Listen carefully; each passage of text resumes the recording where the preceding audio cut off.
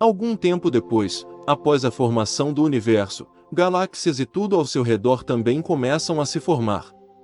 Hoje vamos conhecer os primeiros anos e a formação do nosso planeta Terra, começando com formação do Sistema Solar. O modelo padrão para a formação do Sistema Solar é a hipótese da nebulosa solar. Neste modelo, o Sistema Solar formou-se a partir de uma nuvem interestelar, uma coleção giratória de poeira e gás chamada de nebulosa solar, composta de hidrogênio e hélio que foi criada logo após o evento Big Bang, há cerca de 13.800 milhões de anos e elementos além do peso ejetados da supernova. Por volta de 4,5 bilhões de anos, a nebulosa começou a se contrair, o que pode ter sido desencadeado por uma onda de choque de supernova adjacente. A onda de choque também fez a nebulosa girar. Conforme a nuvem gira mais rápido, o momento angular, a gravidade e a inércia achatam a nuvem em um disco protoplanetário que é perpendicular ao eixo de rotação. O caos causado pelo impacto e os efeitos do momento angular dos detritos maciços criaram os meios pelos quais protoplanetas de vários quilômetros de tamanho começaram a se formar, orbitando o centro da nebulosa. O centro da nebulosa, que tinha pouco momento angular, entrou em colapso rapidamente. A pressão do colapso o aquece para permitir que ocorra a fusão nuclear entre o hidrogênio e o hélio. Quando as contrações aumentam, a estrela se forma e se transforma no Sol. Enquanto isso, a gravidade externa da nebulosa faz com que a matéria resfrie em torno de uma densa região de perturbação e partículas de poeira, e os restos do disco protoplanetário começam a se separar em anéis. Por meio de um processo conhecido como acréscimo rápido, pedaços de poeira e detritos se acumulam continuamente para formar planetas. A Terra se formou desta forma há cerca de 4.540 milhões de anos, com uma incerteza de 1%, e este processo foi concluído em 10, 20 milhões de anos. A nova Terra continuou a crescer até que sua temperatura interna esquentasse o suficiente para derreter o metal siderófilo. Com uma densidade maior que a do silicato, o metal eventualmente afunda. Esse evento, conhecido como catástrofe do ferro, resultou na separação do manto primitivo do núcleo metálico. Esse processo ocorreu 10 milhões de anos depois que a Terra começou a se formar e resultou na estrutura de várias camadas da Terra e na formação de um campo magnético. O núcleo interno sólido distinto do núcleo externo sólido congela e se expande para fora do núcleo externo líquido conforme o interior da Terra continua a esfriar, cerca de 100 graus Celsius por bilhão de anos. Observações sugerem que o núcleo se formou há 2.000 a 4.000 milhões de anos. Se isso for verdade, significa que o núcleo da Terra não é uma característica primordial que se originou durante a formação dos planetas. Oceanos e atmosfera. A Terra é frequentemente descrita como tendo 3 atmosferas.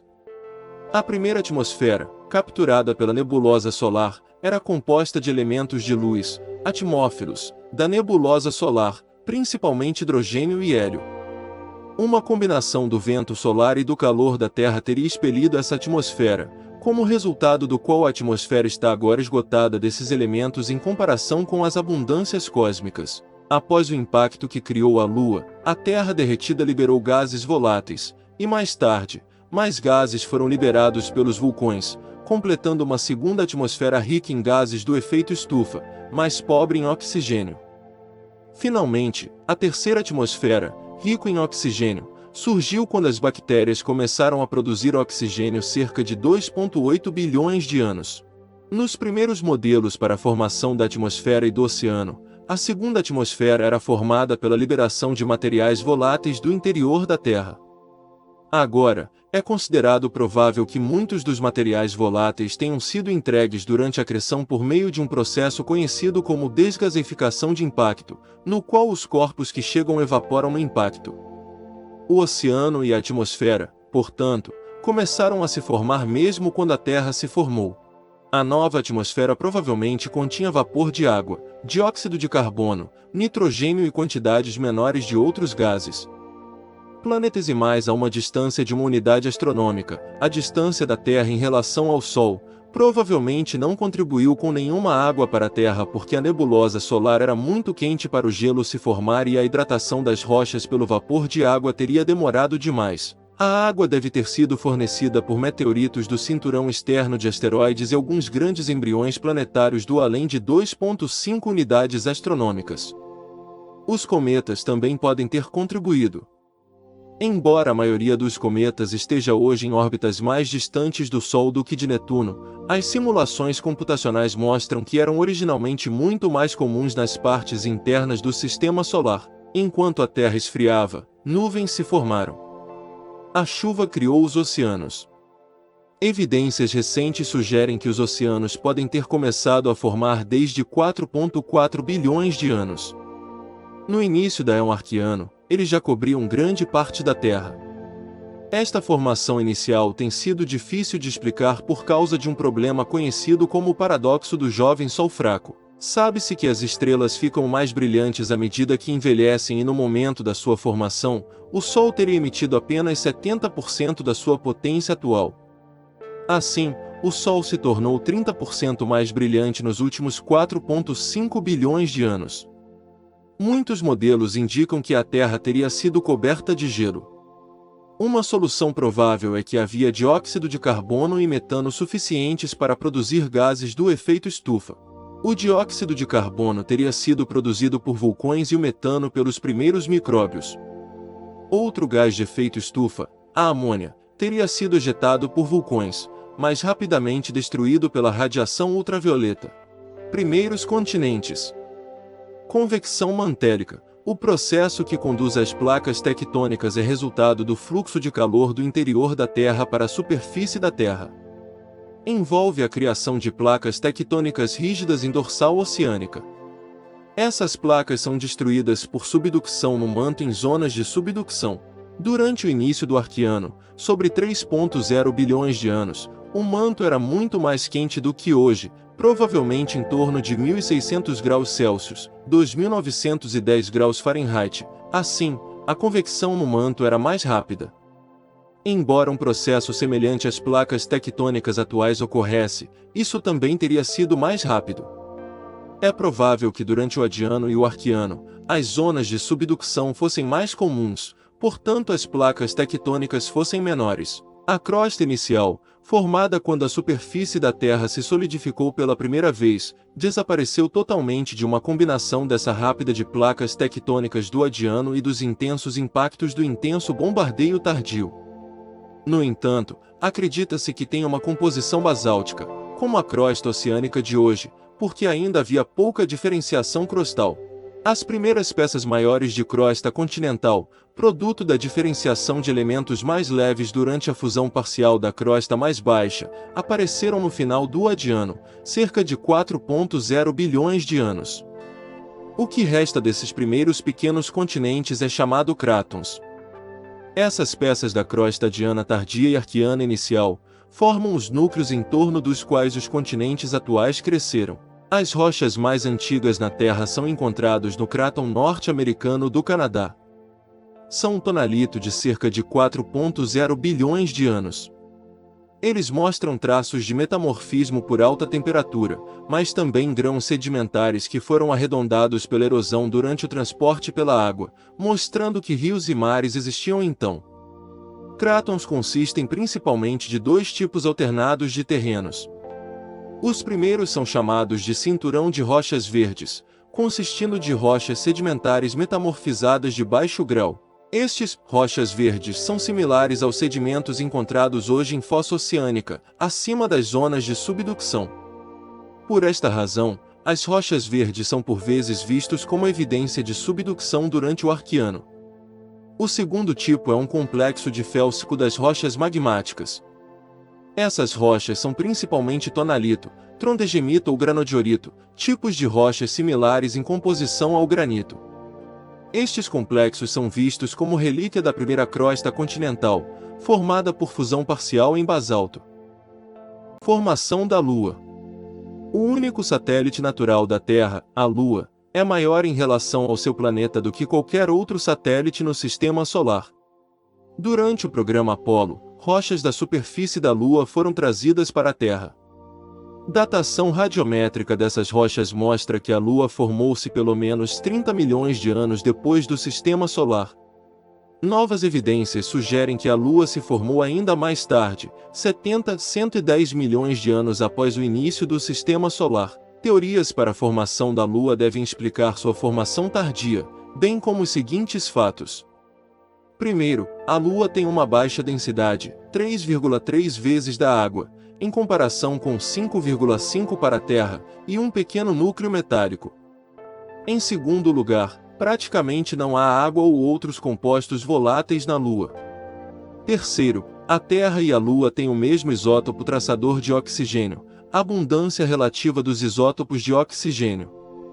Das teorias propostas para explicar esses fenômenos, uma é amplamente aceita. A hipótese do grande impacto propõe que a Lua tenha se originado após um corpo do tamanho de Marte atingindo a Terra recém-formada. Essa colisão teve uma força 100 milhões de vezes maior que a que causou a extinção dos dinossauros. Essa força é suficiente para vaporizar parte das camadas externas da Terra e unir as duas partes em colisão. Parte do material do manto é colocado em órbita ao redor da Terra. A hipótese do grande impacto postula que a Lua está ficando sem matéria metálica. Isso explica sua composição anormal. Matéria lançada na órbita da Terra pode se reunir em uma peça dentro de algumas semanas, sob a influência de sua própria gravidade. Quanto mais comprido o material, terá uma forma redonda. Origem da vida. Uma das razões para o interesse na atmosfera primitiva e no oceano é que elas formam as condições sob as quais a vida surgiu pela primeira vez. Existem muitos modelos, mas pouco consenso, sobre como a vida emergiu de produtos químicos não vivos. Sistemas químicos criados no laboratório ficam bem aquém da complexidade mínima para um organismo vivo. O primeiro passo no surgimento da vida pode ter sido reações químicas que produziram muitos dos simples compostos mais orgânicos, incluindo núcleos da base e aminoácidos, que são os blocos de construção da vida. Um experimento em 1953 por Stanley Miller e Harold Urey mostrou que tais moléculas poderiam se formar em uma atmosfera de água, metano, amônia e hidrogênio com a ajuda de faíscas para imitar o efeito de relâmpago. Embora a composição atmosférica fosse provavelmente diferente daquela usada por Miller e Urey, experimentos posteriores com composições mais realistas também conseguiram sintetizar moléculas orgânicas.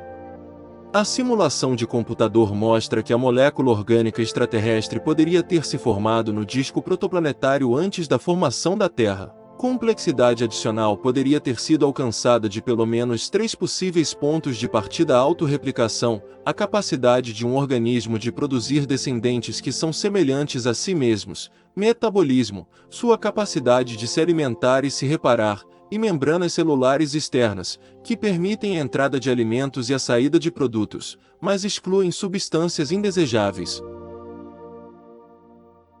Revolução do oxigênio. As células antigas absorviam energia e alimentos do ambiente circundante. Eles usam a fermentação, a quebra de compostos mais complexos em compostos menos complexos com menos energia, e usam a energia liberada para crescer e se reproduzir. A fermentação só pode ocorrer em ambiente anaeróbico, sem oxigênio. A evolução da fotossíntese permitiu que as células produzissem seus próprios alimentos. A maior parte da vida na superfície da Terra depende direta ou indiretamente da fotossíntese. A forma mais comum, a fotossíntese de oxigênio, converte dióxido de carbono, água e luz solar em alimentos. Nesse processo, a energia da luz solar é capturada em moléculas ricas em energia, como o ATP, que fornecem a energia para criar o açúcar. Para fornecer elétrons no processo, o hidrogênio é separado da água, de modo que o oxigênio é removido. Alguns organismos, como bactérias roxas e bactérias verdes sulfurosas, realizam a fotossíntese sem oxigênio, que usa um substituto do hidrogênio da água como um doador de elétrons. Exemplos são sulfeto de hidrogênio, enxofre e ferro. Esses organismos extremófilos vivem em ambientes extremos, como fontes termais e fontes hidrotermais.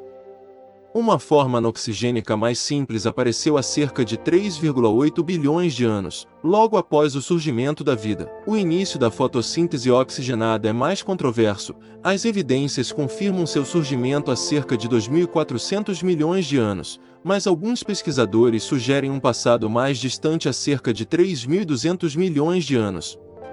Futuros mais distantes podem aumentar a produtividade global em pelo menos 2 ou 3 vezes. Fósseis de estromatólito estão entre os mais antigos vestígios produtores de oxigênio conhecidos no mundo. Inicialmente, o oxigênio liberado no ar é ligado com cal, ferro e outros minerais. O ferro oxidado aparece como uma camada vermelha em camadas geológicas chamadas formações de ferro encalhadas que se formaram em abundância durante o período sidérico, há entre 2.500 milhões de anos e 2.300 milhões de anos. Quando a maioria dos minerais é oxidada, eventualmente o oxigênio começa a se acumular na atmosfera. Embora cada célula produza apenas uma pequena quantidade de oxigênio, o metabolismo combinado de muitas células durante um longo período de tempo transformou a atmosfera da Terra no que é hoje. Esta atmosfera é a terceira atmosfera da Terra. Parte do oxigênio é estimulado pela radiação ultravioleta para formar ozônio, que se acumula em camadas próximas à alta atmosfera. A camada de ozônio absorve quantidades significativas de radiação ultravioleta que entra na atmosfera terrestre. Isso permite que as células vivam na superfície dos oceanos e depois na Terra, sem a camada de ozônio. A radiação ultravioleta chovendo na Terra e nos oceanos causaria mutações incontroláveis nas células expostas. A fotossíntese também tem um grande papel. O oxigênio é tóxico. A maior parte da vida na Terra morreu porque os níveis de oxigênio aumentaram em um evento conhecido como a catástrofe do oxigênio. Criaturas resistentes sobrevivem e prosperam, e algumas delas desenvolvem a capacidade de utilizar oxigênio para aumentar o metabolismo e obter mais energia do mesmo alimento. Evolução humana. Um pequeno macaco africano que vivia por volta dos 6 milhões de anos foi o último animal cujos descendentes incluiriam humanos modernos e seus parentes mais próximos, os chimpanzés. Apenas 2 ramos de sua árvore genealógica têm descendentes sobreviventes.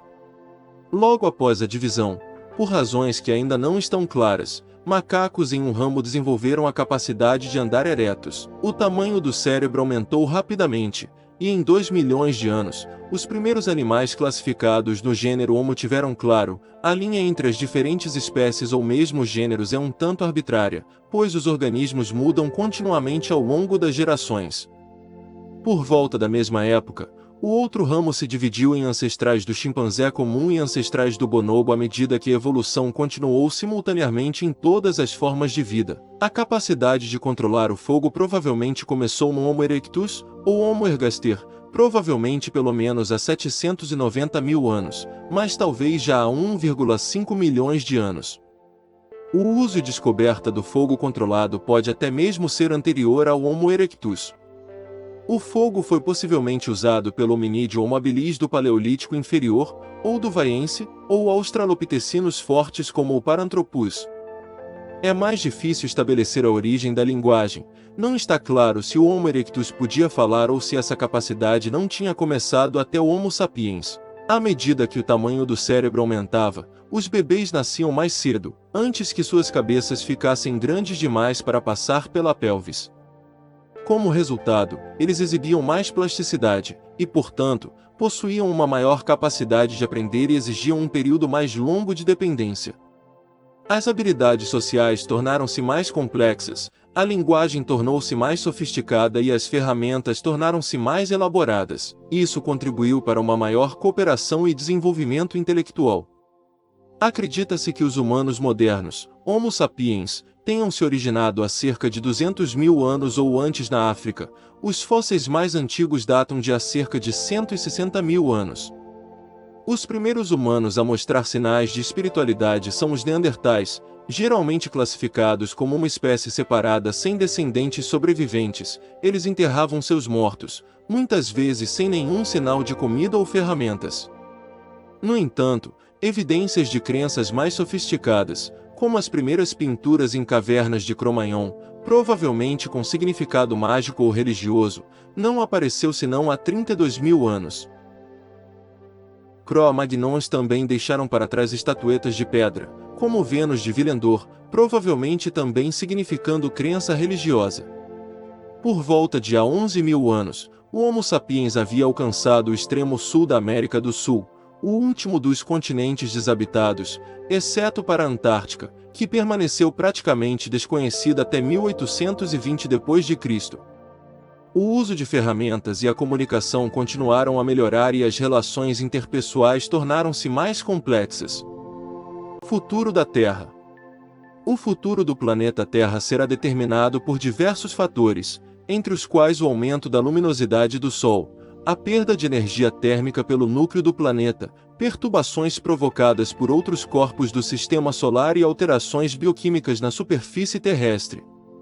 A teoria dos ciclos de variação orbital, de Milutin e Milankovitch, enuncia que o planeta é condicionado a ciclos de glaciações devido à excentricidade de sua órbita, da inclinação axial e da precessão. No próximo episódio, Anéis Planetários, o surgimento destas belas características de alguns planetas são originários praticamente de catástrofe, porém não os deixam menos bonitos. Aguardamos você no próximo vídeo.